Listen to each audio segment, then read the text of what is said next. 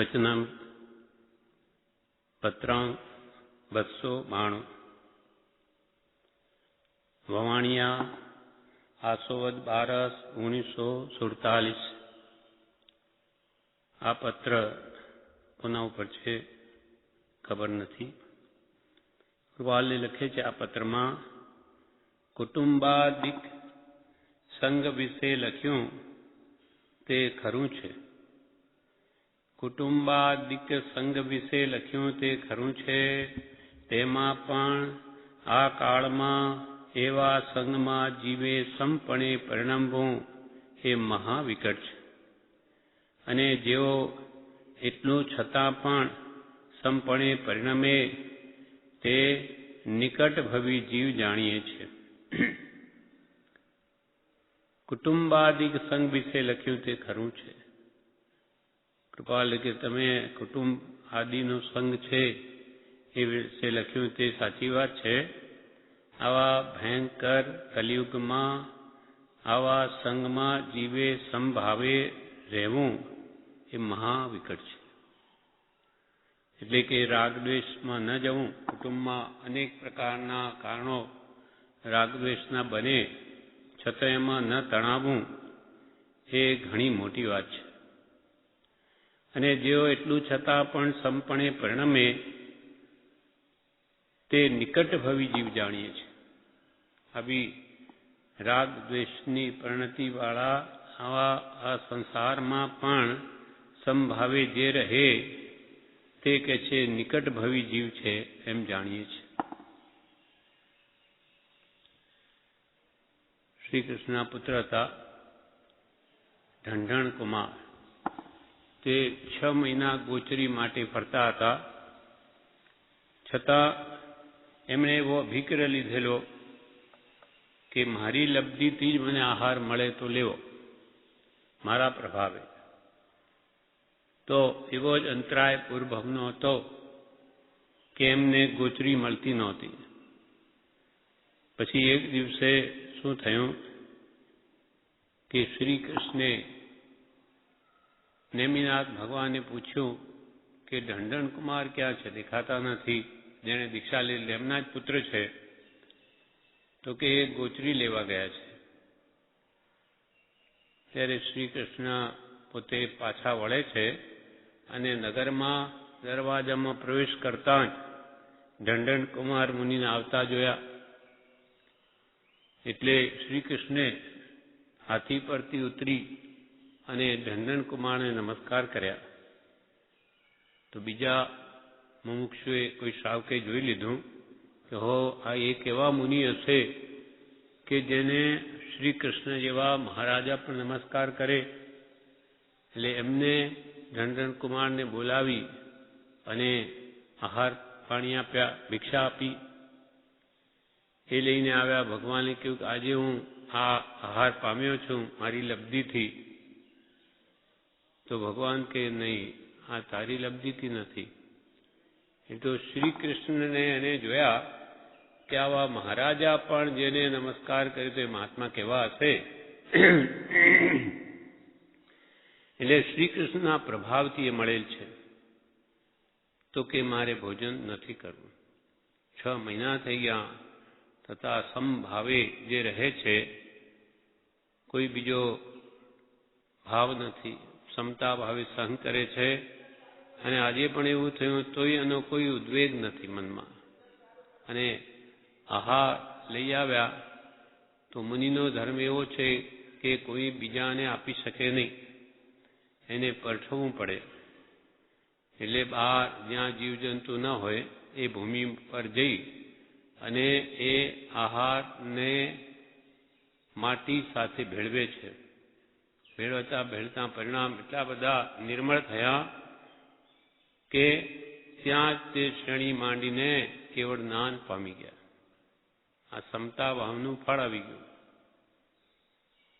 એમ જેઓ એટલું છતાં પણ સંપણે પરિણમે તે નિકટભવી જીવ જાણીએ છીએ। આ તો મહાત્મા હતા મુનિ, એટલે તે જ ભવે મોક્ષે પણ ચાલ્યા ગયા। આપણે પણ સંસારમાં રાગ દ્વેષ બીજા ક્લેશના કારણો અનેક ઘરમાં બની શકે, ત્યાં પણ જે જીવ સંભાવ રાખે મારા કર્મનું જ ફળ છે એમ માનીને ક્ષમતા ભાવે વેઠી લે, ભોગવી લે, તો કે છે નિકટ ભવી જીવ છે એમ કૃપાલદેવ કહે છે. આજીવિકાના પ્રપંચ વિશે વારંવાર સ્મૃતિ ન થાય એટલા માટે ચાકરી કરવી પડે તે હિતકારક છે. આજીવિકાના પ્રપંચ વિશે વારંવાર સ્મૃતિ ન થાય એટલા માટે ચાકરી કરવી પડે તે હિતકારક છે.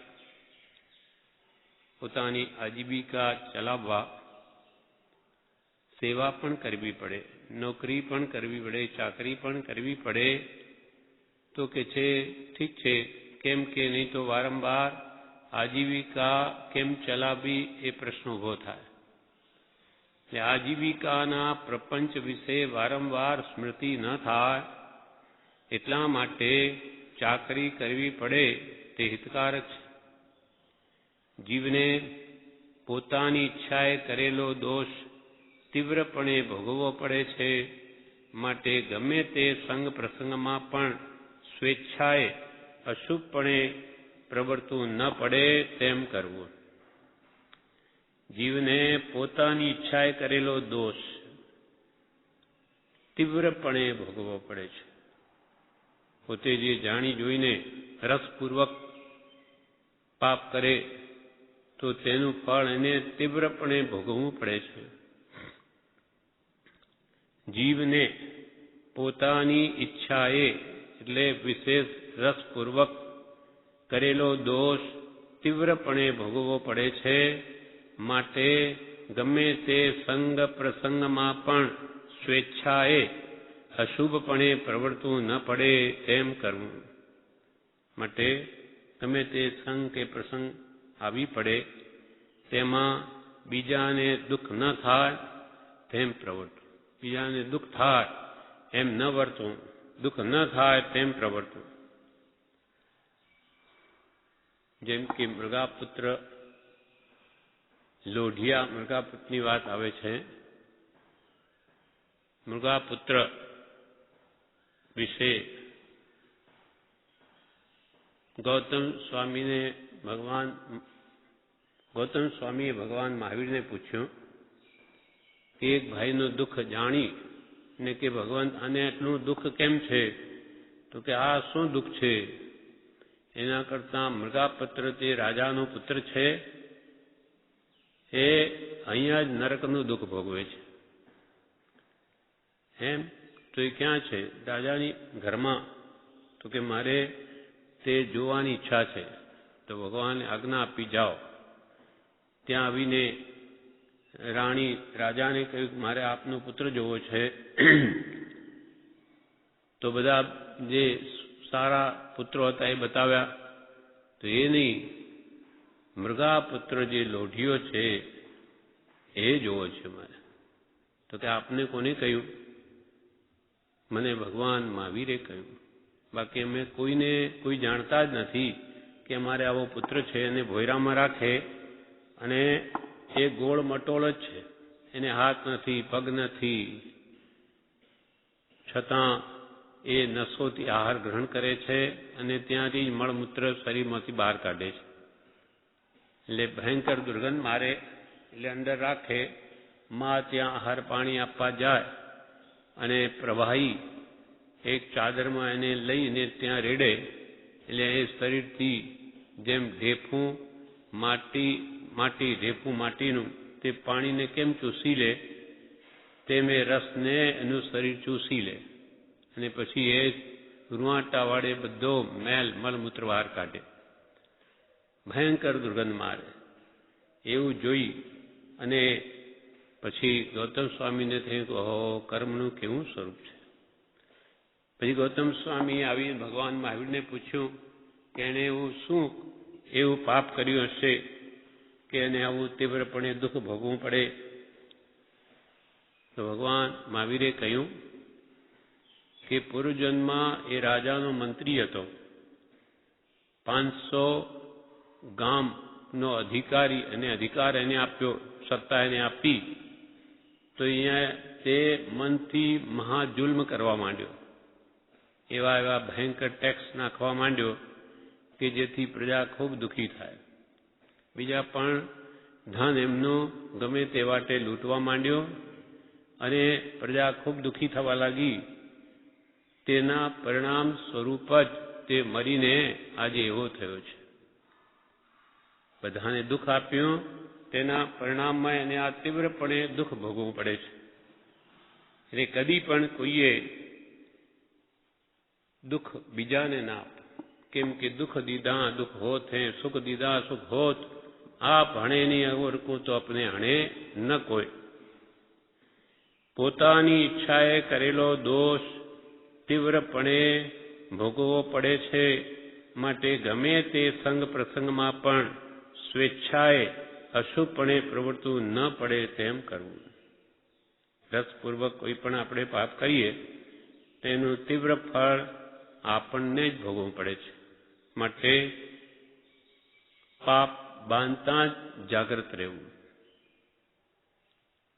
બંધ સમય ચિત્ત ચેતીએ રે ઉદયે સો સંતાપ સલુણે.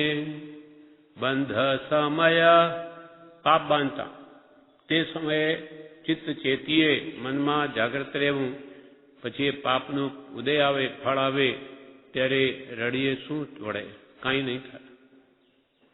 એટલે બંધ સમય ચિત્ત ચેતીએ રે ઉદય સો સંતાપ.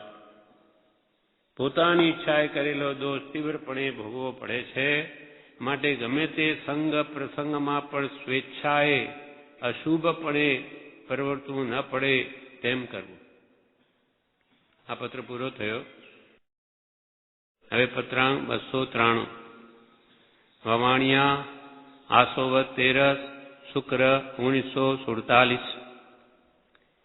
શ્રી સૌભાગ્ય સ્વમૂર્તિરૂપ શ્રી સૌભાગ્ય. સૌભાગભાઈ પર આ પત્ર છે.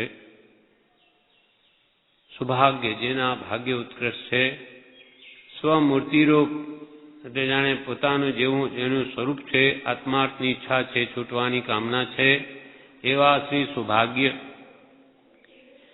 વિરહની વેદના અમને વધારે રહે છે, કારણ કે વિતરાગતા વિશેષ છે, અન્ય સંગમાં બહુ ઉદાસીનતા છે.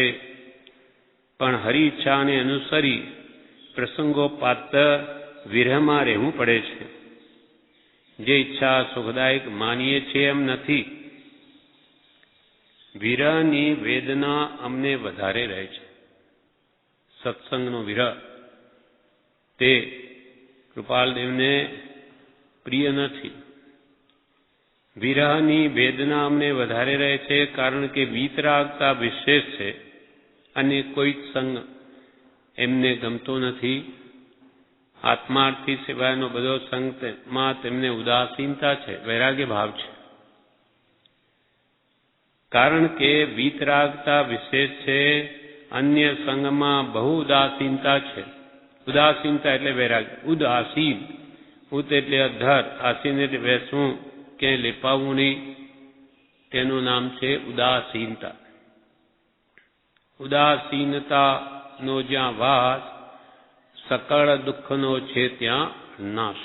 જ્યાં વૈરાગ્ય ભાવ અંતરમાં છે ત્યાં બધા દુઃખનો નાશ છે. વિતરાગતામાં શાંતિ છે, રાગમાં આગ છે. વિતરાગતામાં શાંતિ છે, ત્યાગમાં શૌર્ય છે, વૈરાગ્યમાં નિર્ભયતા છે. એમ જ્યાં વૈરાગ્ય છે એને કોઈ ભય નથી. હરિઈચ્છાને અનુસરી પ્રસંગોપાત વિરહમાં રહેવું પડે છે. અમને સત્સંગનો વિરહ પ્રિય નથી, પણ હરિઈચ્છા પ્રારબ્ધ જેમ રાખે તેમ રહીએ છીએ. હરિઈચ્છાને અનુસરી પ્રસંગોપાત વિરહમાં રહેવું પડે છે. જે ઈચ્છા સુખદાયક માનીએ છીએ એમ નથી કે ભાઈ ભલે અમને સત્સંગનો વિરહ છે, એમાં અમને સુખદાયક અમે માનતા નથી. ભક્તિ અને સત્સંગમાં વિરહ રાખવાની ઈચ્છા સુખદાયક માનવામાં અમારો વિચાર નથી રહેતો. ભગવાનની ભક્તિ કરવામાં કે સત્સંગમાં એનો વિરહ સુખદાયક માનવાનો અમારો વિચાર નથી રહેતો. શ્રી હરિ કરતા એ બાબતમાં અમે વધારે સ્વતંત્ર છીએ. એટલે પ્રારબ્ધ ગમે તેમને રાખે છે સત્સંગનો વિરહ, પણ એમને અંતરથી આ સુખદાયક લાગતું નથી. કેમ કે ભક્તિને સત્સંગમાં વિરહ રાખવાની ઈચ્છા સુખદાયક માનવામાં અમારો વિચાર નથી રહેતો. એટલે કે અમને ભક્તિ અને સત્સંગ સિવાય ગમતું નથી. અને અન્ય બીજા સંઘ, લૌકિક સંઘમાં બિલકુલ ઉદાસીનતા છે. હવે પત્રાંક 294 મુંબઈ 1947. આર્ત ધ્યાન ધ્યાવન કરવા કરતાં ધર્મ ધ્યાનમાં વૃત્તિ લાવવી એ જ શ્રેયસ્કર છે. અને જેને માટે આર્ત ધ્યાન ધ્યાવવું પડતું હોય ત્યાંથી કાં તો મન ઉઠાવી લેવું અથવા તો તે કૃત્ય કરી લેવું, એટલે તેથી વિરક્ત થવાશે. આર્ત ધ્યાન ધ્યાવન કરવા કરતાં 4 પ્રકારના ધ્યાન છે. આર્ત ધ્યાન, રૌદ્ર ધ્યાન, ધર્મ ધ્યાન અને શુક્લ ધ્યાન. આર્ત ધ્યાન મોટે ભાગે તિર્યંજ ગતિનું કારણ છે. ધર્મ ધ્યાન મનુષ્યની દેવગતિનું કારણ છે. રૌદ્ર ધ્યાન નરગતિનું કારણ છે. અને શુક્લ ધ્યાન તે મોક્ષ ગતિનું કારણ છે. આર્ત ધ્યાન ને ધ્યાવવા કરતાં ધર્મ ધ્યાનમાં વૃત્તિ લાવવી એ જ કલ્યાણકારક છે. તમે તેમ બેઠા વિકલ્પો કર્યા કરવા અને કર્મ બાંધવા, તેના કરતાં મનને ધર્મ ધ્યાનમાં લઈ જવું. આત્મા સંબંધીની વિચાર અથવા આત્માને કલ્યાણરૂપ શું થાય એવા જ્ઞાની પુરુષના વચનોને વિચારવા, તે ધર્મ ધ્યાન છે. આર્ત ધ્યાન ધ્યાવન કરવા કરતાં ધર્મ ધ્યાનમાં વૃત્તિ લાવવી એ શ્રેયસ્કર છે. અને જેને માટે આર્ત ધ્યાન ધ્યાવવું પડતું હોય, જે કારણને લઈને આપણે આ ધ્યાન થતું હોય, તે કાં તો ત્યાંથી મન ઉઠાવી લેવું, તે કારણ જો ભૂલાતું હોય તો એ કારણને ભૂલી જવું, અને અથવા તો તે કૃત્ય કરી લેવું, અથવા જેના માટે આપણને આ ધ્યાન થતું હોય તે કાર્ય કરી લેવું, એટલે વિરક્ત થવાશે. જેમ કે કૃપાલુએ પત્રમાં બીજે લખ્યું છે, પત્રાંક 48માં, આર્ત ધ્યાન ધ્યાવવાની પરિણામે આર્ત ધ્યાન ધ્યાવવાની જરૂર છે, તેમ કરીને બેસવાથી રળવું સારું છે. એમ લાગે કે આજીવિકા માટે હમણાં જ છે, પણ અમુક સમય પછી આજીવિકા માટે કંઈ સાધન રહેશે નહીં અને આ ધ્યાન થશે તો એને રળવું સારું છે. આ ધ્યાન કરવાથી કંઈ વળે નહીં, માત્ર આત્માને કર્મબંધન થાય એવું જો લાગતું હોય કે મને પછી આ ધ્યાન થશે આજીવિકા ન હોવાથી, તો પછી રળવું સારું છે. પરિણામે આર્ત ધ્યાન ધ્યાવવાની જરૂર છે, તો તેમ કરીને બેસવાથી રળવું સારું છે. 48મા પત્રમાં કહ્યું એમ આર્ત ધ્યાન ધ્યાવવા કરતાં ધર્મ ધ્યાનમાં વૃત્તિને લાવવી એ શ્રેયસ્કર છે. અને જેને માટે આ ધ્યાન ધ્યાવવું પડતું હોય ત્યાંથી કાં તો મન ઉઠાવી લેવું અથવા તો તે કૃત્ય કરી લેવું, એટલે તેથી વિરક્ત થવાશે, તો એથી છૂટાશે. જીવને સ્વચ્છંદ એ મહા મોટો દોષ છે. એ જેનો મટી ગયો છે તેને માર્ગનો ક્રમ પામવો બહુ સુલભ છે. જીવને સ્વચ્છંદ એ મહા મોટો દોષ છે. રોકે જીવ સ્વછંદ તો પામે અવશ્ય મોક્ષ. પામ્યા એમ અનંત છે, ભાખ્યું જીન નિર્દોષ. એટલે મોટો દોષ છે. સ્વછંદ, સ્વ એટલે પોતાનું, છંદ એટલે ઈચ્છા, પોતાની ઈચ્છા પ્રમાણે વર્તવું એ મોટો દોષ છે. અને એ જેનો મટી ગયો છે, સ્વચ્છંદ જેનો હાઈ પામ્યો છે, તેને મોક્ષ માર્ગનો ક્રમ હાથમાં આવવો બહુ સુલભ છે. એટલે કે જ્ઞાની આજ્ઞામાં સ્વચ્છંદ ગયો તે જ્ઞાનીની આજ્ઞામાં રહી શકે.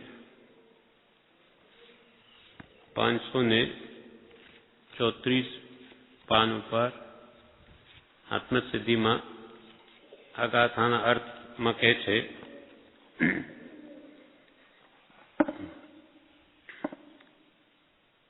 રોકે જીવ સ્વચ્છંદ તો પામે અવશ્ય મોક્ષ. પામ્યા એમ અનંત છે, ભાખ્યું જીન નિર્દોષ. જીવનાદિકાલથી પોતાના ડહાપણે અને પોતાની ઈચ્છાએ ચાલ્યો છે, એનું નામ સ્વચ્છંદ છે. જીવ અનાદિકાલથી પોતાને જે કલ્પનામાં આવ્યું તે પ્રમાણે વર્ત્યો છે. ધર્મના નામે કે કોઈ પણ કામમાં પોતાનું મન જેમ ઈચ્છે તેમ કર્યું છે. એટલે કૃપાલદેવે પત્રાંક 466માં એમ કહ્યું, જીવ પોતાની કલ્પનાથી કલ્પે કે ધ્યાનથી કલ્યાણ થાય, કે યોગથી, કે સમાધિથી, કે આવા પ્રકારથી, પણ તેથી જીવનું કંઈ કલ્યાણ થાય નહીં. જીવનું કલ્યાણ થવું જ્ઞાની પુરુષના લક્ષ્યમાં હોય છે અને તે પરમ સત્સંગે કરી સમજી શકાય છે. માટે તેવા વિકલ્પ કરવા મૂકી દેવા. આપણું કલ્યાણ સામો છે તે જ્ઞાની જાણે છે. આપણને જો સહજે ખબર પડતી હોત તો આપણું કલ્યાણ થઈ ગયું હોત. અનાદિકાલના પરિભ્રમણો અનંતવાર આ જીવે કે છે દીક્ષા લીધી, છતાં હજુ સુધી કંઈ હાથમાં ના આવ્યું. એટલે પોતાના આપણે ગમે એટલા પ્રયત્ન એ કલ્યાણ માટે કે મોક્ષ થવા કરશે તે બધા નિષ્ફળ નીવડ્યા છે ભૂતકાળમાં. અને હજુ પણ પોતાની ઈચ્છા પ્રમાણે ચાલશે. જેને માર્ગનું જ ભાન નથી, ખબર નથી, તે કેવી રીતે પોતાનો ઉદ્ધાર કરી શકે. એટલે પોતાનું ડાપણ કે ઈચ્છા મૂકી દઈ મોક્ષ માર્ગમાં તો જ્ઞાની જેમ કહે તેમ કરવું, તેમ જ આપણું કલ્યાણ છે. જીવ અનાદિકાલથી પોતાના ડાપણે અને પોતાની ઈચ્છાએ ચાલ્યો છે, એનું નામ સ્વચ્છંદ છે. જો તે સ્વચ્છંદને રોકે તો તે જરૂર મોક્ષને પામે. અને એ રીતે ભૂતકાલે અનંત જીવો મોક્ષ પામ્યા છે. પોતાનું સ્વચ્છંદ આપણે મૂકી દઈ જ્ઞાનીની આજ્ઞામાં વર્તીને ભૂતકાળમાં અનંત જીવો મુક્તિને પામ્યા છે.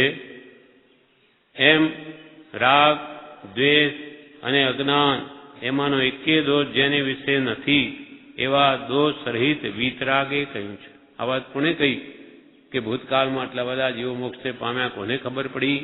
તો કે ભગવાન વિતરાગને. 18 દૂષણ રીત દેવ સર્વજ્ઞ વિતરાગ પ્રભુને ખબર પડી કે ભૂતકાળમાં આવી રીતે સ્વચ્છંદને રોકી જ્ઞાનીની આજ્ઞા પ્રમાણે વર્તી અને અનંત જીવો મોક્ષને પામ્યા છે. એમ રાગ, દ્વેષને અજ્ઞાન મુખ્ય કર્મની ગ્રંથ એ જેના નાશ પામ્યા 18 દૂષણ રહિત દેવ તેણે આ કહ્યું છે. પામ્યા એમ અનંત છે, ભાખ્યું કોણે ભાખ્યું? જીન. કયા જીન? જીનેશ્વર વિતરાગ પરમાત્માએ નિર્દોષ જે છે 18 દૂષણ રહિત દેવ છે એણે કહ્યું છે. શું કહ્યું? તો કે રોકે જીવ સ્વચ્છંદ તો પામે અવશ્ય મોક્ષ. પામ્યા એમાં અનંત છે ભૂતકાળમાં ભાખ્યું જીન નિર્દોષ. નિર્દોષ એવા જીને આ વાત ભાખી છે, કહી છે. એટલે આપણે પણ કલ્યાણ આપણા આત્માનું કરવું હોય, જન્મની મુક્તિ, તો જ્ઞાની કહે તેમ વર્તમાનમાં જ આપણું હિત છે. કેમ કે આપણે માર્ગના અજાણ છીએ, માર્ગ જાણતા જ નથી, તો પછી એ ગંતવ્ય સ્થાન પર કેમ પહોંચાય? તે મોક્ષ શું, મોક્ષ કેમ પમાય, એનો શું માર્ગ છે, એ જ્ઞાની જાણે છે.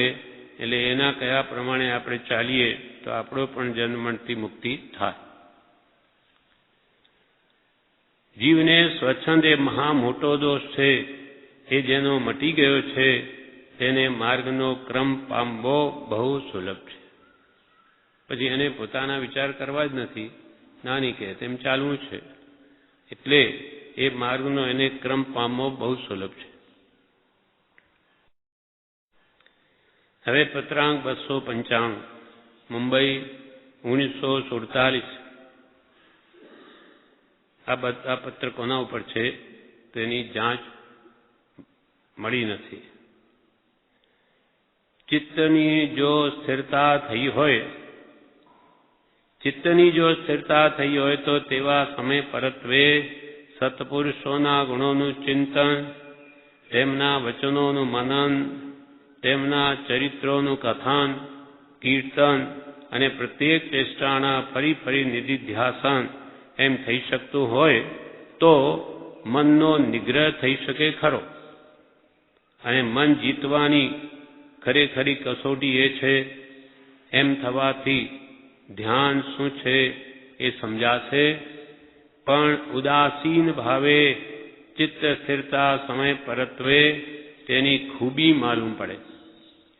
એટલો જ પત્ર છે. એમાં લખ્યું, ચિત્તની જો સ્થિરતા થઈ હોય, આપણું ચિત્ત એટલે મન જો વિષયોથી પરાંગમુખ થયું હોય, વિષય કથાએ મંદ પડ્યા હોય, ચિત્તમાં એકાગ્રતા આવી હોય, સ્થિરતા આવી હોય, ચિત્તની જો સ્થિરતા થઈ હોય તો તેવા સમય પરત્વે એટલે તે સ્થિરતા આવી હોય તે સમયમાં શું કરવું? સત્પુરુષોના ગુણોનું ચિંતન કરવું. નાની પુરુષમાં કયા કયા ગુણો હોય? ઉત્તમ, ક્ષમા, આર્દવ, માર્જવ, સત્ય, શૌચ, સંયમ, તપ, ત્યાગ, અકિંચન, બ્રહ્મચર્ય આદિ જે સત્પુરુષોના ગુણો છે એનું ચિંતન કરવું, અથવા દયા, શાંતિ, સમતા, ક્ષમા, સત્ય, ત્યાગ, વૈરાગ્ય આદિ ગુણો એનું ચિંતન કરવું. તેમના વચનોનું મનન, તેમના જે એમણે વચન કહ્યા, આપણા માટે વચનામૃત છે, પ્રભુના વચનો છે, બ્રહ્મચારીના વચનો છે, અનેક જ્ઞાની પુરુષોએ લખેલા શાસ્ત્રો છે, તેમના વચનોનું મનન કરવું. શ્રવણ એ તો પવનની લહેર માફક છે, આવ્યું ને ગયું. મનનથી છાપ પડે છે. એ કંઈ પણ આપણે વાંચીએ તેના ઉપર વિચાર કરવો કે શું કે છે, એમ થોડી વાર થોભી અને ઊંડાણથી 2-3 વાર એનું એ વાંચીને વિચાર કરવાથી એ વચનોની છાપ આપણા આત્મા ઉપર પડે છે, અંદર અસર થાય છે. બસ ખાલી સાંભળી લીધું કે વાંચ્યું અને આગળ ચાલતા જઈએ, પાછળ ભૂલતા જઈએ અને આગળ ચાલતા જઈએ, એમ નહીં કરતા કે છે તેમના વચનોનું મનન કરવું, ચિંતન કરવું, તેમના ચરિત્રોનું કથન કરવું. નાની પુરુષના ચરિત્રોને કહેવાથી પોતાને પણ એ ભાવ દ્રઢ થાય અને બીજાને પણ મહાપુરુષો કેવી રીતે જીવન જીવ્યા, કેવું નિર્મળ જીવન જીવ્યા તેનો ખ્યાલ આવે. અને આપણે પણ કેમ જીવવું કે જેથી આ ભાવ સુધરે અને ભાવ સુધરે, તે મહાપુરુષોના જીવન ચરિત્રથી ખ્યાલ આવે છે. તેમના ચારિત્ર એટલે વર્તન, ચારિત્રનું કથન કરવું. 12 વ્રત, પંચ મહાવ્રત આદિ જે એમનું ચારિત્ર છે તે સંબંધી વાત કરવી. કીર્તન કરવું, એના ગુણોનું ભજન કરવું, ગાવા. અને જ્ઞાનીની પ્રત્યેક ચેષ્ટાનું ફરી નિધિધ્યાસન કરવું. એમની જે વિતરાગમય મન, વચન, કાયની ચેષ્ટાને ફરી યાદ કરવી. જેમ કે આ કૃપાલજીનું ચિત્રપટ છે તો એમાં મુખારવિંદમાં કોઈ રાગદ્વેષના ભાવ નથી, નથી હર્ષ કે નથી શોક, અને હાથમાં ન કોઈ શસ્ત્ર છે. આવી રીતે પોતે વિતરાગ મુદ્રા આપી છે જેમ ભગવાન તીર્થંકરોની કૌશક મુદ્રા અથવા પદ્માસન મુદ્રા એ બે વિતરાગ મુદ્રા હોય છે, તેવી આ મુદ્રા છે. એવી એની ચેષ્ટા કેવી નિર્વિકારી છે. એમ પ્રત્યેક ચેષ્ટાના ફરી ફરી નિધિધ્યાસન એમ થઈ શકતું હોય તો મનનો નિગ્રહ થઈ શકે ખરો, એટલે મન વશ થઈ શકે ખરું. આપણા મનને વશ કરવું હોય તો શું કરવું?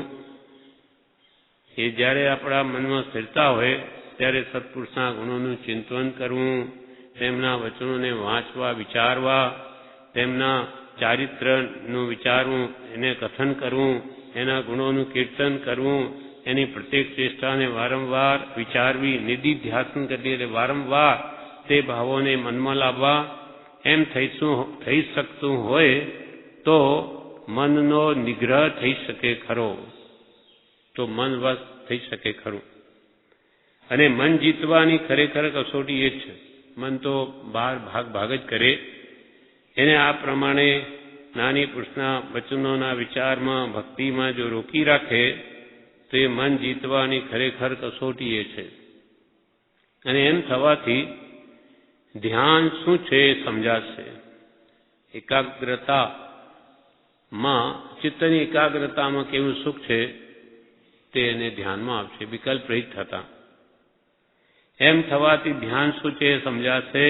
પણ ઉદાસીન ભાવે ચિત્ત સ્થિરતા સમય પરત્વે તેની ખૂબી માલુમ પડે. એટલે જ્યારે આપણામાં વૈરાગ્ય ભાવ હોય, સંસાર પ્રત્યે આસક્તિ ન હોય અને વૈરાગ્ય ભાવ સહિત મન હોય, તે સમયે ચિત્ત સ્થિરતા હોય તો તે વખતે આ મનની ખૂબી માલુમ પડે કે મન સ્થિર થાય છે કે નહીં. સંસારની આસક્તિ ઘટેલી હોય, વૈરાગ ઉપશમ અંદર હોય અને સાથે સ્થિરતા હોય અને જ્ઞાની પુરુષના વચનો વાંચતા હોઈએ તો તે સમયે મન કેવું વશ થાય છે તેની ખબર પડે.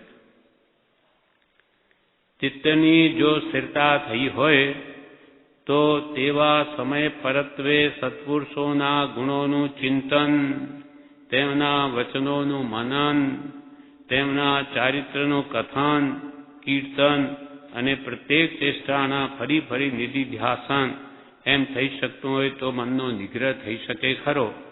અને મન જીતવાની ખરેખર કસોટી એ છે. એમ થવાથી ધ્યાન શું છે એ સમજાશે. પણ ઉદાસીન ભાવે ચિત્ત સ્થિરતા સમય પરત્વે તેની ખૂબી માલુમ પડે. વૈરાગ ઉપશમ સહિત ચિત્ત સ્થિરતા હોય તો તે સમયમાં મન કેવું શાંત થાય છે એના વચનોમાં ચિત્ત રોકવાથી, ત્યારે એની ખૂબી માલુમ પડે. પછી પત્રાંક 296 મુંબઈ 1947. એમાં બે કલમ લખી છે. એક પહેલી, ઉદયને અબંધ પરિણામે ભોગવાય તો જ ઉત્તમ છે. ઉદયને અબંધ પરિણામે ભોગવાય તો જ ઉત્તમ છે. કર્મના ઉદય તો કોને નથી. દરેક જ્ઞાની કે અજ્ઞાની જેમ સુખ દુઃખ રહિતન કોઈ, પણ જ્ઞાની વેદે ધૈર્યથી અને અજ્ઞાની વેદે રોય. એટલે ઉદય તો બધાને જ છે. પણ જે અબંધ પરિણામે ભોગવે, એટલે સમભાવે ભોગવે, રાગદ્વેષ રહિતપણે ભોગવે ઉદયને, તો જ ઉત્તમ છે. નહીં તો તમવા બાંધે. ઉદયને પ્રતિ સમયે દરેક જીવને કર્મનો ઉદય છે. ઉદયને અબંધ પરિણામે નવા ન બંધા એવા ભાવે સમભાવે ભોગવાય તો જ ઉત્તમ છે. નહીં તો જૂના ભોગ નવા બાંધે અથવા તેના ત્યાં. બીજી કલમ, બેના અંતમાં રહેલ જે વસ્તુ તે છેદ્યો છેદાય નહીં, ભેદ્યો ભેદાય નહીં. શ્રી આચાર્ય સૂત્ર ભગવાન મહાવીરે ઉપદેશ્યું, તેમાં આ ભાવ કયો, બેના અંતમાં રહેલ વસ્તુ, એટલે જન્મ અને મરણના વચમાં રહેલી વસ્તુ કઈ, તો કે આત્મા તે છેદ્યો છેદાય નહીં, ભેદ્યો ભેદાય નહીં. આત્માને કોઈ છેદી શકે નહીં અને કોઈ એને ભેદી શકે નહીં. એટલે કે એનો નાશ ત્રિકાળમાં છે જ નહીં. જન્મ મૃત્યુ શરીરનું છે, પણ આત્મા તો તેઓનો તેવો જ છે. બેના અંતમાં એટલે કે જન્મ ને મરણના અંતમાં રહેલ જે વસ્તુ તે છેદ્યો છેદાય નહીં, ભેદ્યો ભેદાય નહીં. આ પ્રમાણે 296મો પત્ર પણ પૂરો થયો. વચનામૃત પત્રાંક 297 મુંબઈ 1947. આ પત્ર કોના ઉપર છે ખબર નથી. આમાં કૃપાલે લખે છે, આત્માર્થે વિચાર માર્ગ અને ભક્તિ માર્ગ આરાધવા યોગ્ય છે. આત્માર્થે વિચાર માર્ગ અને ભક્તિ માર્ગ આરાધવા યોગ્ય છે, પણ વિચાર માર્ગને યોગ્ય જેનું સામર્થ્ય નથી તેને તે માર્ગ ઉપદેશવો ન ઘટે એ વગેરે લખ્યું તે યથાયોગી છે. તો પણ તે વિશે કંઈ પણ લખવાનું ચિત્તમાં હાલ આવી શકતું નથી. કૃપાલે લખે છે, આત્માર્થે આત્માના કલ્યાણ માટે વિચાર માર્ગ અને ભક્તિ માર્ગ આરાધવાય છે. વિચાર માર્ગ કર વિચાર તો પણ વિચાર વિના આત્મજ્ઞાન થાય નહીં. એટલે ઔષધ વિચાર ધ્યાન. વિચારની અત્યંત આવશ્યકતા છે. જેમ જેમ હું ઊંડો ઉતરું છું સૂક્ષ્મ વિચારથી, તેમ તેમ તમારા તત્વના ચમત્કારો મારા સ્વરૂપનો પ્રકાશ કરે છે. એટલે વિચાર કર્યા વિના વસ્તુનું વાસ્તવિક સ્વરૂપ લક્ષમાં આવતું નથી. એટલે આત્માર્થે વિચાર માર્ગ અને ભક્તિ માર્ગ, ભગવાનના ગુણો પ્રત્યેની ભક્તિ, પ્રીતિ, પ્રેમ એ કરવા યોગી છે. શાના માટે? આત્માર્થે, આત્માના કલ્યાણ માટે. આત્માર્થે વિચાર માર્ગ અને ભક્તિ માર્ગ આરાધવા યોગ્ય છે, પણ વિચાર માર્ગને યોગ્ય જેનું સામર્થ્ય નથી. પણ જે વિચાર કરી ન શકે એવા જીવો પણ હોય, જેમ કે શિવભોતિ મુનિ, એ પોતે ઊંડા તત્વ સંબંધી વિચાર નાનાવણીય કર્મના આવરણે કરી શકતા નહોતા. તો એવાને વિચાર માર્ગ ઉપદેશવો યોગ્ય નથી. કેમ કે પણ વિચાર માર્ગને યોગ્ય જેનું સામર્થ્ય નથી, જેની શક્તિ નથી, તેને તે માર્ગ ઉપદેશવો ન ઘટે એ વગેરે સૌભાગભાઈએ લખ્યું. તો કૃપાલે કે યથાયોગી છે. તો પણ તે વિશે કંઈ પણ લખવાનું ચિત્તમાં હાલ આવી શકતું નથી. હમણાં એ વિશે શું લખવું કંઈ ચિત્તમાં આવતું નથી. શ્રી નાગજી સ્વામીએ કેવળ દર્શન સંબંધી જણાવેલ આશંકા લખી તે વાંચી છે. શ્રી નાગજી સ્વામીએ કેવળ દર્શન સંબંધી જણાવેલ આશંકા લખી તે વાંચી છે. બીજા ઘણા પ્રકાર સમજાયા પછી તે પ્રકારની આશંકા સમાય છે, અથવા તે પ્રકાર સમજવા યોગ્ય ઘણું કરીને થાય છે. શ્રી નાગજી સ્વામીએ કેવળ દર્શન સંબંધી જણાવેલ આશંકા લખી તે વાંચી છે. કેવળ દર્શન કેમ થાય? કે જેને કેવળ જ્ઞાનીઓ માત્ર દર્શનાવર્ણીય કર્મનો સંપૂર્ણ અંત આવી જવાથી એ આખા વિશ્વને જોઈ શકે છે. તો કે કેવી રીતે બનતું છે? જ્યાં બેઠા ક્યાં ક્યાં શું છે એ કેવળ દર્શન વિશે જાણવું છે.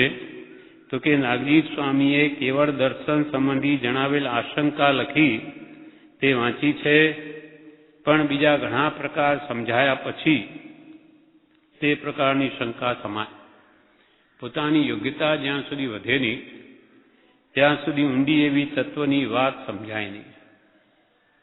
બીજા ઘણા પ્રકાર સમજાયા પછી તે પ્રકારની આશંકા સમાય છે, અથવા તે પ્રકાર સમજવા યોગ્ય ઘણું કરીને થાય છે. એવી આશંકા હાલ સંક્ષેપ કરી અથવા શાંત કરી વિશેષ નિકટ એવા આત્માર્થનો વિચાર કરવો ઘટે છે. એવી બધી ઊંડી તત્વની સૂક્ષ્મ વાતો હમણાં મૂકી દઈ અને પોતાની યોગ્યતા કેમ વધે, પોતાની દશા કેમ વધે, વૈરાગ્યોપશમ ત્યાગ, વૈરાગ ઉપશમ ને ભક્તિ એ વિશેષ કેમ વધે એ કરવા યોગ્ય છે. અને જ્યારે એવી ઊંચી દશા આવી જશે ત્યારે આપોઆપ ભગવાનનું શું કહેવું છે સમજાશે. બીજા ઘણા પ્રકાર સમજાયા પછી તે પ્રકારની આશંકા સમાય છે અથવા તે પ્રકાર સમજવા યોગ્ય ઘણું કરીને થાય છે. એવી આશંકા હાલ સંક્ષેપ કરી એવી શંકાઓને હમણાં ટૂંકાવી અથવા શાંત કરી વિશેષ નિકટ એવા આત્માર્થનો વિચાર કરવો ઘટે છે. મારા આત્માનું કલ્યાણ કેમ થાય, મારી આત્મદશા કેમ વધે, એ સૌથી પહેલા આ વિચારવા આવ્યું છે. પોતાની દશા વધે આપોઆપ સમજાશે. જેમ કે કૃપાલદેવ અને સાથે મુનિઓ ઈડર પહાડ ઉપર હતા ત્યારે કૃપાલદેવ મુનિઓને કહ્યું, મુનિઓ નીચે શું દેખાય છે? તો કે નીચે આખું ઈડર ગામ દેખાય છે. તો કે આપણે નીચે ઉભા હોઈએ તો દેખાય? તો કે નહીં દેખાય. આ પહાડ ઉપર ઉભા છીએ તો દેખાય. ત્યારે કૃપાલ કે મુનિઓ તમે પણ ઊંચા આવો, દશા વધારો તો ક્યાં શું શું છે તે આપોઆપ સમજાશે. પણ હમણાં આપણી દશા જ એવી નીચી છે અને ઊંડી તત્વની વાત સમજવા પ્રયત્ન કરીશું તો એ નહીં સમજાય. તેમ નાગજીભાઈને કહ્યું કે હમણાં તમે એ કેવળ દર્શન કે કેવળ જ્ઞાન સંબંધી ચર્ચા વ્યાખ્યા એ સમજવાનું રહેવા દો અને તમારી આત્મદશા કેમ વધે તેનો પ્રયત્ન કરો તો આપોઆપ સમજતા યોગ્યતા વધે બધું સમજાશે. હવે વર્ષ 25 પત્રાંક 298 વવાણિયા કાર્તિક સુદ 14 1948. આ પત્ર સૌભાગભાઈ ઉપર છે. આમાં લખે છે કૃપાલદેવ, કાળ વિષમ આવી ગયો છે, કાળ વિષમ આવી ગયો છે, સત્સંગનો જોગ નથી અને વીતરાગતા વિશેષ છે એટલે ક્યાંય સાતું નથી. અર્થાત મન વિશ્રાંતિ પામતું નથી. અનેક પ્રકારની વિટંબના તો અમને નથી, તથાપી નિરંતર સત્સંગ નહીં એ મોટી વિટંબના છે. લોક સંગ ન રૂચતો નથી. કૃપાલદેવ કાળ વિષમ આવી ગયો છે, ભયંકર કાળ આવી ગયો કે આવા કાળમાં સંપરિણતિ રહેવી અત્યંત દુર્લભ છે, ખૂબ મુશ્કેલ છે. વિષમ એટલે રાગદ્વેષવાળા પરિણામ સહેજે થાય એવી કાળની સ્થિતિ છે. એવા જગતના સાધનો છે. દિવસે દિવસે જીવને મોહ કેમ વધે એવા રાગ દ્વેષના પ્રબળ નિમિત્તો પ્રતિદિન વધ્યા જ જાય છે. એટલે કાળ વિષમ આવી ગયો છે. સત્સંગનો જોગ નથી, ક્યાંય સતની વાત સાંભળવા મળતી નથી. સતનો રંગ ચડાવે તે સત્સંગ, પણ સત્સંગનો ક્યાંય જોગ નથી. અને વિતરાગતા વિશેષ છે. કૃપાલ કે અમને વિતરાગતા અત્યંત છે અને ક્યાંય સત્સંગનો જોગ નથી એટલે એમને ક્યાંય સાતું નથી, ક્યાંય ગમતું નથી. અર્થાત મન વિશ્રાંતિ પામતું નથી. ઉપાધિ નો વિક્ષેપ તો છે જ અને સત્સંગની હાનિ છે અને અંતરંગમાં વૈરાગ્ય વિશેષ હોવાથી ક્યાંય ગમતું નથી. અનેક પ્રકારની વિટંબના તો અમને નથી એટલે કે શારીરિક કે માનસિક કોઈ દુઃખ નથી, તો પણ નિરંતર સત્સંગ નહીં એ મોટી વિટંબના છે. કૃપાલદેવને તો હંમેશા સત્સંગમાં રહેવું છે. એકમાત્ર આત્માર્થને પોષણ મળે તો જ એમને શાંતિ વળે છે. બાકી આવા બધા સંસારના કાર્યો એમને રૂચતા નથી, ગમતા નથી. તથાપી નિરંતર સત્સંગ નહીં એ મોટી વિટંબના છે.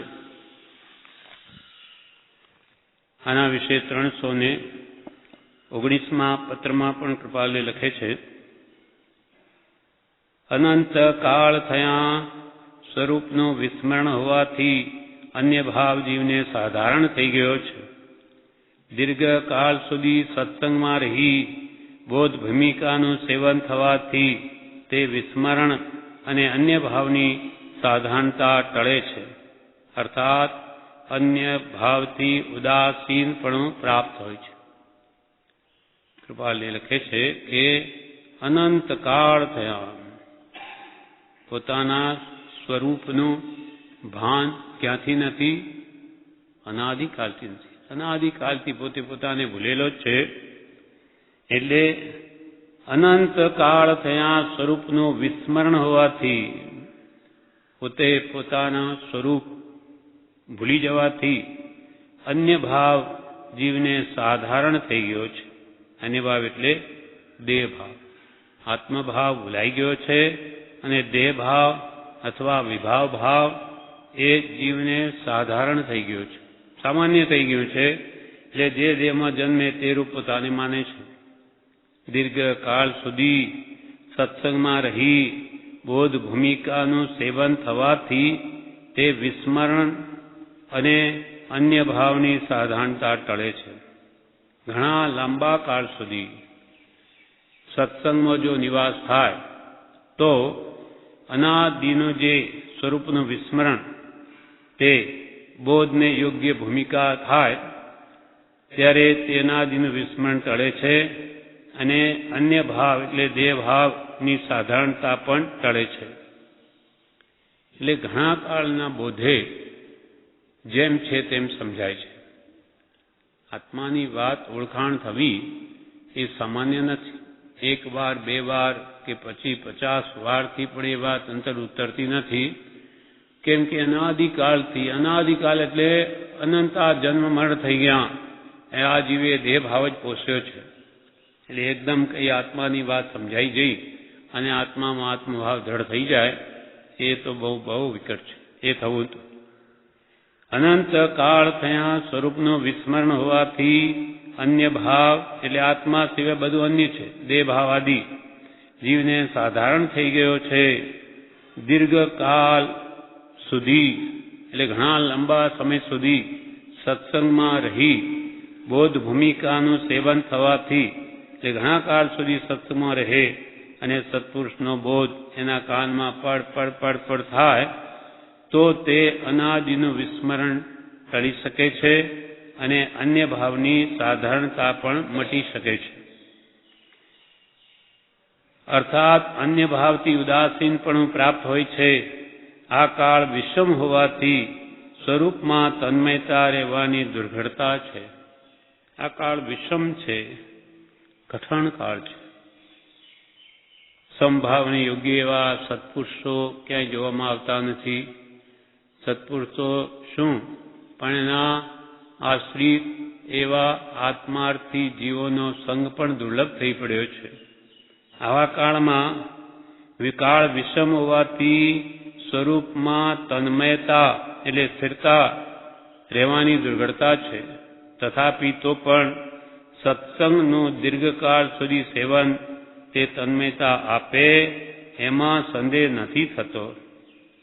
ભલે ને કે કાળ એવો છે પણ સત્સંગનો જો જોગ બની આવે અને દીર્ઘકાળ સુધી જીવ સત્સંગ કરે તો જરૂર એનું સ્વરૂપનું વિસ્મરણ ટળી જઈ અને આત્મભાવ પ્રગટે છે.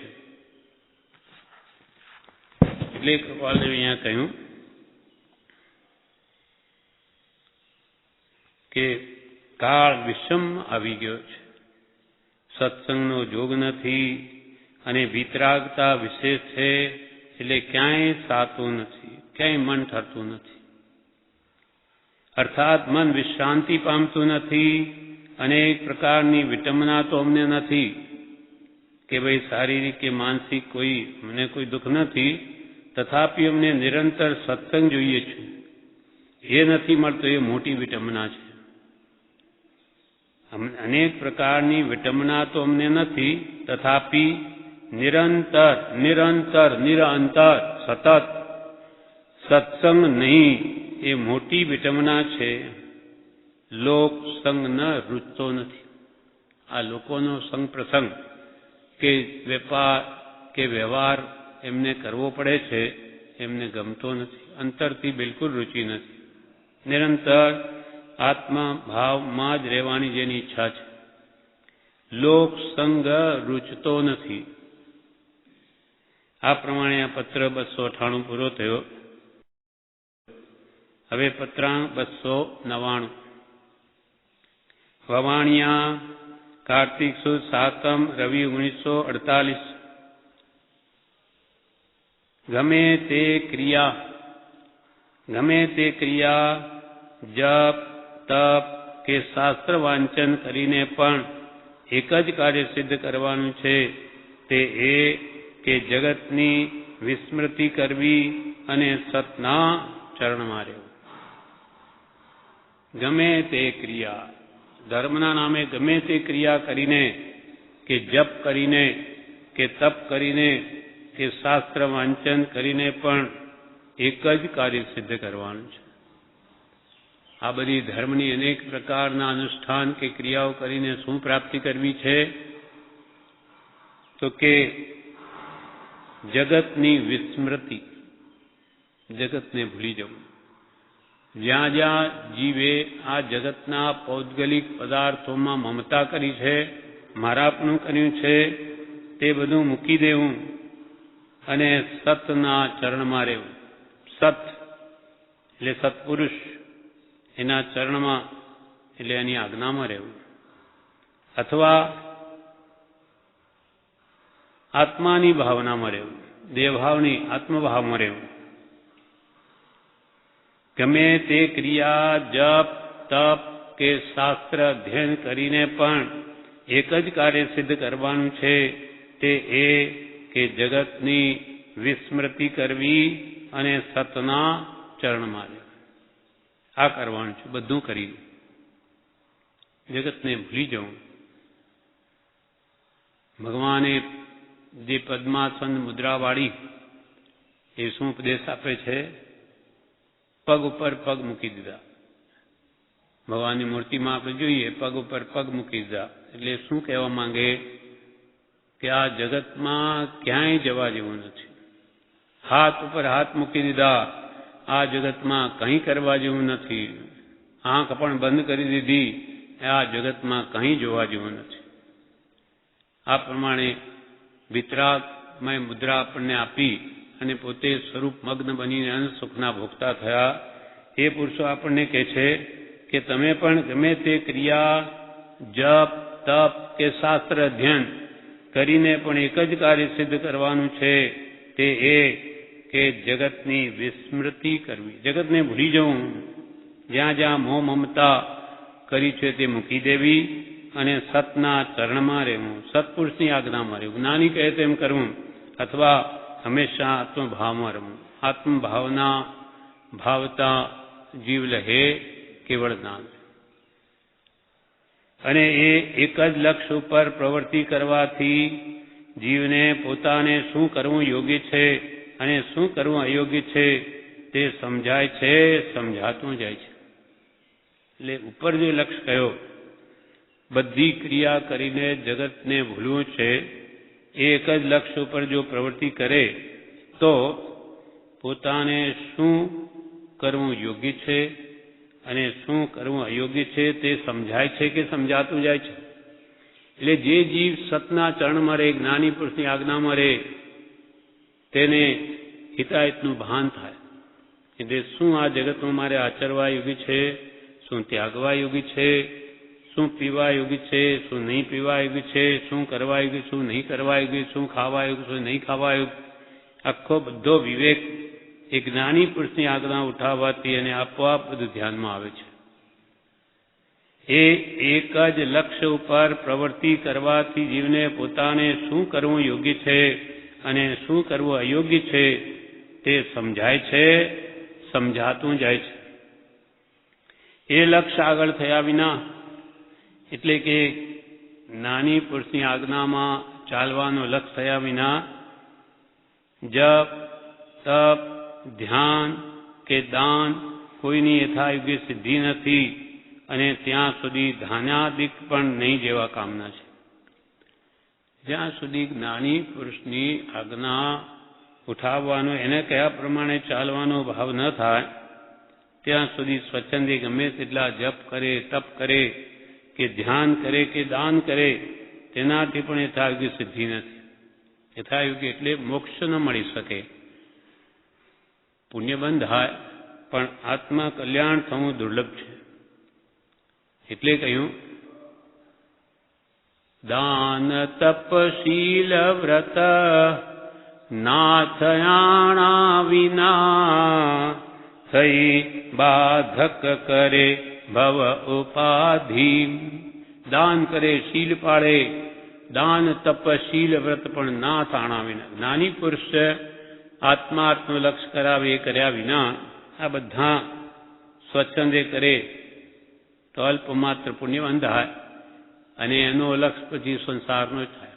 આ બધી ધર્મની ક્રિયા કરી તો હું સુખી થઈશ એટલે ઇન્દ્રિય સુખ મળશે, આ સંસારની બધી સુવિધાઓ મને મળશે અને ભવિષ્યમાં હું સ્વર્ગલોકને પામીશ, એવી ઈચ્છાના લક્ષ્ય જે કરવામાં આવે તેને સંસાર જ વધારે છે. કેમ કે એને મોક્ષનો લક્ષ્ય જ નથી. અથવા લક્ષ્ય મોક્ષ એટલે શું એ ક્યાં ભાન છે? મોક્ષ કયો? નિજ શુદ્ધતા, પોતાના ભાવોની શુદ્ધિ કરવી, રાગ દ્વેષથી આત્માને દૂર કરવો કે વિષય કસાયથી દૂર કરવો એને લક્ષ્ય જ નથી. માટે બધી ક્રિયાઓ નૈવત પુણ્યબંધનું કામ કારણ થઈ એકાદ ભાવ ઇન્દ્રિય સુખ આપી અને ફરી સંસાર જ વધારે છે. અને એ એક લક્ષ્ય ઉપર પ્રવૃત્તિ કરવાથી જીવને શું કરવું યોગ્ય છે ને શું કરવું અયોગ્ય છે તે સમજાય છે, સમજાતું જાય છે. એ લક્ષ્ય આગળ કર્યા વિના, એ લક્ષ્ય આગળ થયા વિના જપ, તપ, ધ્યાન કે દાન કોઈની યથાયોગ્ય સિદ્ધિ નથી અને ત્યાં સુધી ધ્યાનાદિક નહીં જેવા કામના છે. મોક્ષે લઈ જવા માટે તો જ્ઞાનીએ જેમ કહ્યું તેમ જ કરીએ જીવનો મોક્ષ થાય. માટે એમાંથી જે સાધનો થઈ શકતા હોય તે બધા એક લક્ષ્ય થવાને અર્થે કરવા કે જે લક્ષ્ય અમે ઉપર જણાવ્યો છે. કૃપાલ કે એમાંથી જે સાધનો એટલે કે ક્રિયા કે જપ કે તપ કે શાસ્ત્ર વાંચન કોઈ પણ આમાંની ક્રિયા તે સાધનો થઈ શકતા હોય તે બધા એક લક્ષ્ય થવાને અર્થે કરવું, જગતની વિસ્મૃતિ કરવા માટે કરવું. આપણે ગમે એટલી ભક્તિ કે સ્વાધ્યાય કે મંત્ર સ્મરણ કરીએ કે જપ તપ કરીએ, બધા જ આ આત્માને જન્મ મરણથી છોડાવવા માટે છે. પુણ્યબંધ કરીને સંસારમાં રજળવા માટે નથી. એટલે લક્ષ્ય એ થવો જોઈએ એનો કે એમાંથી જે સાધનો થઈ શકતા હોય તે બધા એક લક્ષ્ય થવાને માટે કરવા. મારે જગતની વિસ્મૃતિ કરવી છે અને સત્પુરુષના ચરણમાં રહેવું છે એના માટે કરવા કે જે લક્ષ્ય અમે ઉપર જણાવ્યું છે. જપ તપાદી કંઈ નિષેધવા યોગ્ય નથી કે ભાઈ જપ તપ ખોટા છે એમ કહેવાનો અમારો આશય નથી. જપ તપ કંઈ નિષેધવા યોગ્ય નથી, તથાપી તે બધા એક લક્ષ્યને અર્થે કરો, એક આત્માર્થે, અન્ય કોઈ પ્રયોજન અર્થે નહીં. અને એ લક્ષ્ય વિના જીવને સમ્યક્ત્વ સિદ્ધિ થતી નથી.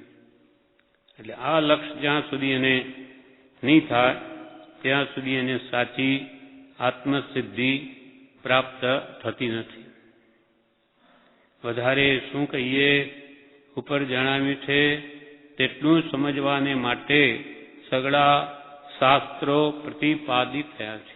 વધારે શું કહીએ, બધા શાસ્ત્રો પણ એના માટે જ કે આ જગતની વિસ્મૃતિ કરવીને સત્પુરુષની આજ્ઞામાં રહેવું તો જ કલ્યાણ થાય એ સમજાવવા માટે જ બધા શાસ્ત્રો જ્ઞાની પુરુષોએ ઉપદેશ્યા છે. વધારે શું કહીએ, ઉપર જણાવ્યું છે તેટલું સમજવાને માટે સઘળા શાસ્ત્રો પ્રતિપાદિત થયા છે. આ પત્ર પૂરો થયો. હવે આનું વિવેચન છે બ્રહ્મચારી કરેલું તે આપણે વાંચીએ. પત્રાંક 299 વિવેચન.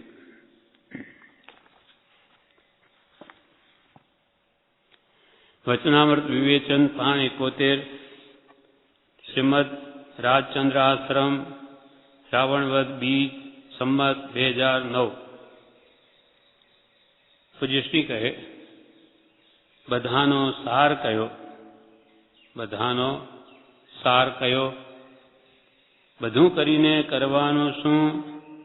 તો કે જગતની વિસ્મૃતિ, જગતને ભૂલી જવું. જગતમાં છે શું? મોહ ને મોહ છે, અથવા આદિ વ્યાધિ ને ઉપાધિ છે. માટે એવા આ જગત કે વિશ્વ કે દુનિયાની ભૂલમણી કરવી, ભૂલી જવું. એને મન એવું છે કે કશું ન હોય છતાં વિકલ્પો કરી કર્મ બાંધે. મન કેવું છે, પાસે ભલે ને કશું ન હોય તો પણ એ વિકલ્પો કરીને કર્મ બાંધે. બે કામ સાથે ન થાય, પણ બે કામ સાથે ન થાય. કાં તો એક કામ થાય, કાં તો બીજું. જેમ કે કબીરદાસજીએ કહ્યું, કબીરા મન તો એક હૈ, ચાહે જીગર લગા, ચાહે ગુરુ કી ભક્તિ કર, ચાહે વિષય કમા. કબીરદાસજી કે મન તો એક છે, એને તમે કાં તો 5 વિના વિષયોમાં રમાવો, એટલે કે સંસારમાં એને દોડાવો, અને કાં પછી ગુરુ કી ભક્તિ કર. એ સિવાય બે કામ એક સાથે ન થાય. એક ત્યાગ માર્ગ છે, એક રાગ માર્ગ છે. એક ગ્રહણ માર્ગ છે, એક ત્યાગ માર્ગ છે. એક રાગ માર્ગ છે અને એક વૈરાગ્ય માર્ગ છે. બેને આસમાન પાતાળ જેટલું અંતર છે. એટલે બે એક સાથે કામ નહીં થઈ શકે. જેમ કહેવાય લૌકિકમાં કે દૂધમાં અને દહીંમાં બેમાં પગ ન રખાય. કાં તો દૂધ હોય અને દૂધ જામી ગયું તો દહીં હોય, દહીં હોય તો દૂધ ન હોય, દૂધ હોય તો દહીં ન હોય. તેમ એક જ કામ થાય. જગત ભગતના રસ્તા જુદા છે. જગત ભગતના રસ્તા જુદા, સૌમાં તલ્લીન હો. એકબીજાને ગાંડા માને, જાણે અક્કલહીન હો. જગત અને ભગત બેના રસ્તા સાવ જુદા, એકબીજાને ગાંડા માને. જગતવાસી જીવ ભગતને ગાંડો માને. એ આ ગાંડો માણસ છે. મનુષ્ય ભાવ મળ્યો, બધી સામગ્રી ઘરમાં હોવા છતાંય ભોગવતો નથી, ગાંડો છે.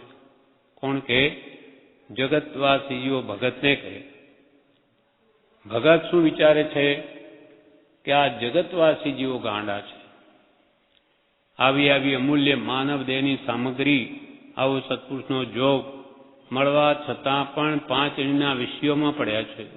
જે અનંતવાર અવિન્દ્રિય સુખ ભોગવ્યું તેમાં લુબ્ધાઈને રહે, એટલે એકબીજાને ગાંડા માને, જાણે અક્કલહીન હો. પેલો કે એનામાં અક્કલ નથી, પેલો કે એનામાં અક્કલ નથી. બે પોતપોતામાં મગન છે. કહું કાહું મેં મગન, કહું કાહું મેં મગન, જાકી જાહું મેં લગન, વાકો વાહું મેં મગન.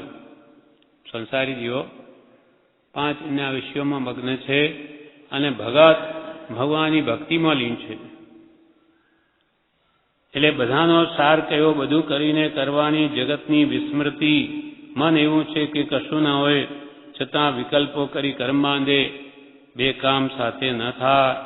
કાં તો આત્માર્થ થાય, કાં સંસાર. એટલે પૂજ્યપાદ સ્વામીએ પણ સમાજ શતકમાં લખ્યું છે કે જે વ્યવહારમાં મોટો થવાય છે એને પરમાર્થમાં બરકત ના આવે, અને જે પરમાર્થને ચિંત્યા કરે તે વ્યવહાર યથાયોગ્ય સાચવી ન શકે. વ્યવહાર સૂતો મૂકે તે જાગે આત્મકાર્યમાં, ચિંતવે વ્યવહારો જે તે ઊંઘે આત્મકાર્યમાં. જે વ્યવહારને સૂતો મૂકે, એની વિશેષ સંભાળ ન લે કે ભાઈ લોકોને કેમ લાગશે, એમને સારું લાગે એમ કરું, તો કે પરમાર્થ એનો માર ખાય છે.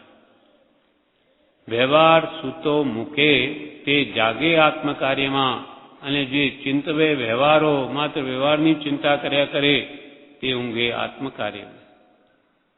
તેમ અહીંયા કે છે કાં બે કામ સાથે ન થાય, કાં તો એક કામ થાય અને કાં તો બીજું. જગતને ભૂલી જવું છે એ લક્ષ્ય રાખવો. જો આત્મકલ્યાણ કરવું હોય તો જગતને ભૂલી જવું. જેમાં મહાત્મ્ય લાગ્યું હોય તેમાં ચિત્ત ચોટે છે. નાની પુરુષે જે કહ્યું છે તેમાં ચિત્ત રાખીશ તો જીવન સફળ થશે. એનું મહાત્મ્ય લાગે તો એમાં ચિત્ત ચોટે, નહીં તો ખાવા પીવામાં ચિત્ત જાય. નાની પુરુષના વચનનું મહાત્મ્ય લાગે, તેથી મને શાંતિ વળે છે, એથી મારી વૃત્તિઓ સંભાવ તરફ આવે છે. માટે જ્ઞાનીનું મહાત્મ્ય વિશેષ એમ લાગે તો ત્યાં ચિત્ત ચોટે, નહીં તો ખાવા પીવામાં ચિત્ત જાય. આ તો મેં વાંચ્યું છે, મંત્ર તો મને આવડે છે એમ થઈ જાય તો મહાત્મ્ય ન લાગે. આ તો મેં વાંચ્યું છે, મંત્ર તો મને આવડે છે એમ થઈ જાય તો તેનું મહાત્મ્ય ન લાગે. બધા શાસ્ત્રોનો સાર મંત્ર છે. બધા શાસ્ત્રો ભણીને શું કરવાનું છે? સ્વસ્વરૂપમાં સ્થિતિ, એટલે પોતાના સ્વભાવમાં સ્થિર થવું, વિભાવથી મુકાવવું અને સ્વભાવમાં આવવું, એ જ્ઞાનીની પ્રધાન આજ્ઞા છે. એટલે બધા શાસ્ત્રોનો સાર મંત્ર છે એમ સમજાય તો એના વિચાર આવે. જગતને ભૂલી મહાપુરુષના ચરણમાં ચિત્ત રાખવું છે. જગતને ભૂલી મહાપુરુષના ચરણમાં ચિત્ત રાખવું છે એમ જો મહાત્મ્ય રહે તો એમાં ચિત્ત ચોટે. કર્મના ઉછાળે બીજું મનમાં આવે, પણ મારે તો જગતને ભૂલવું છે. કર્મના કારણે પૂર્વે બાંધેલા છે એટલે બધા વિકલ્પો તો આવશે મનમાં, પણ ફરીથી એનો પુરુષાર્થ એમ હોય કે મારે તો આ બધા વિકલ્પો ભૂલવા છે અને સત્પુરુષમાં ચિત્ત રાખવું છે, એવો પુરુષાર્થ હોય તો તેમ પણ કરવાનું તો એટલું જ છે કે જગતને ભૂલવું તો એનું બળ વધે, તેથી જીતી જાય. જે કરે તેમાં સંસારનો લક્ષ્ય રાખે તો પછી જપ તપ કરે તે સંસારના કારણ થાય. જે કરે ધર્મના નામે કોઈ પણ ક્રિયા કરે પણ લોકોને સારું દેખાય, અથવા લોકો મને તપસ્વી માને, ધર્માત્મા માને, એવો જો દેખાવનો ભાવ હોય, એટલે કે જે કરે તેમાં સંસારનો લક્ષ્ય હોય કે સંસારની કોઈ પણ પદાર્થ કે ચીજ મેળવવાની જ ભાવના હોય ધર્મ કરીને, તો પછી એને સંસાર જ વધે. જે કરે તેમાં સંસારનો લક્ષ્ય રાખે તો પછી જપ તપ કરે એ સંસારના જ કારણ થાય, કેમ કે એને સંસાર માટે આ કરે છે. પુરુષાર્થ કરે નહીં તો અનાદિની ટેવ હોય તેમાં તણાઈ જાય.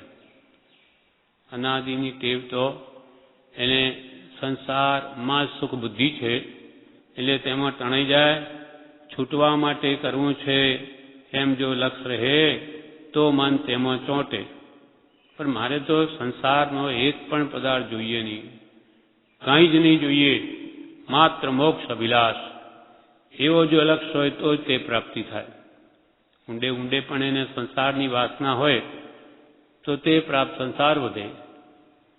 છૂટવા માટે કરવું છે એમ જો લક્ષ્ય રહે તો મન તેમાં ચોંટે. સામાયિક કરવા બેઠો હોય અને મન તો બીજે તડાકા મારતું હોય, બેઠો સામાયિકમાં અને મન ભટકે છે ક્યાંય સંસારમાં. સામાયિક કરવા બેઠો હોય ને મન તો બીજે તડાકા મારતું હોય, 24 કલાક જે કરતો હોય તે જ પોણા કલાક વખતે આવીને ઊભું રહે ને. આખો દાડો સંસારની જ પ્રવૃત્તિ હોય અને પોણો કલાક લઈને બેસી જાય સામાયિક, તો કે જ આવશે. આખો દાડો જે ભાવો પોષે છે તે જ ભાવો તેને આવીને ત્યાં મૂંઝવશે. એટલે કેટલું બધું બળ હોય એને રોકવા માટે. એને કોઈ પણ સત્પુરુષના વચનમાં મન રોકે, શાસ્ત્રમાં મનને ખેંચીને લાવે તો જ આવે, નહીં તો આખો દાડો જે પ્રવૃત્તિ કરી હોય તેમાં જ મન જાય. 24 કલાક જે કરતો હોય તે જ પોણા કલાક વખતે આવીને ઊભું રહે ને, બીજું ક્યાંથી આવે. જે કંઈ સાધન કરવું તે સત્પુરુષને ભૂલાય એવું ન કરવું. જે કંઈ સાધન કરવું તે સત્પુરુષને ભૂલાય એવું ન કરવું. સત્પુરુષને આગળ કરીને સાધન કરવું, એટલે જ્ઞાની પુરુષની આજ્ઞા લઈને કરવું કે ભાઈ આ હું કરું છું એમાં જ્ઞાનીની આજ્ઞા છે તો કરવું, ના છે તો નહીં કરવું. જે કંઈ સાધન કરવું તે સત્પુરુષને ભૂલાય એવું ન કરવું. સત્પુરુષને આગળ કરીને સાધન કરવું. ઉપદેશ છાયામાં છે કે સ્વભાવમાં રહેવું, વિભાવથી મુકાવું. એ ન થતું હોય તો શું કરવું. સત્પુરુષમાં ચિત્ત રાખવું ને જગતને ભૂલી જવું. ઉપદેશ છાયામાં કૃપાલદેવે શું કહ્યું કે તમે સ્વભાવમાં રહો, આત્મભાવમાં રહો અને વિભાવથી મુકાવો, એટલે વિભાવને મૂકી દો. તો કે એ તો નથી થતું, તો શું કરવું. તો પછી કે સત્પુરુષમાં ચિત્ત રાખવું. જેમ કે રાગ કરવો નહીં, તો કે રાગ તો મારાથી નહીં છૂટી શકે, તો કરવો તો સત્પુરુષમાં કરવો.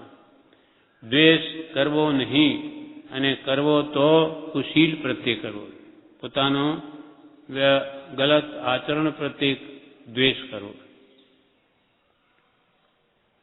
ઉપદેશ છાયામાં કહ્યું છે કે સ્વભાવમાં રહેવું, વિભાવથી મુકાવવું. એ ન થતું હોય તો શું કરવું.